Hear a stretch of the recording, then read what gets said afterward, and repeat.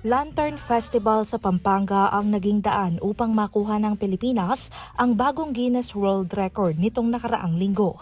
Ito'y matapos umabot sa 11,016 na water lanterns ang pinailaw at pinalutang sa isang 12-hectare human-made lake na The Lakeshore sa Mexico, Pampanga.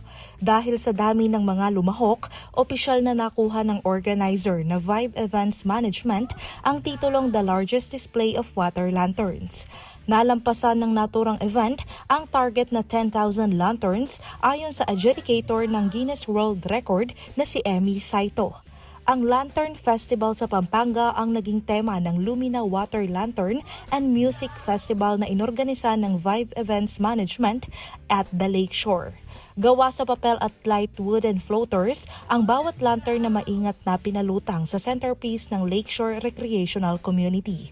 Bukod sa dami, kinailangang manatiling nakailaw ang mga LED lights ng mahigit 5 minuto para sa opisyal na validation ng record.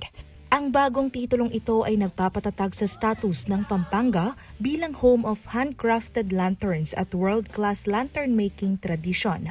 Ayon sa mga local officials, ang karangalang ito ay magandang panimula para sa ika-118th Giant Lantern Festival sa Pampanga sa darating na Disyembre. Ako po si Carmel Joy Miguel, nag-uulat para sa Balitang Unang Sigaw.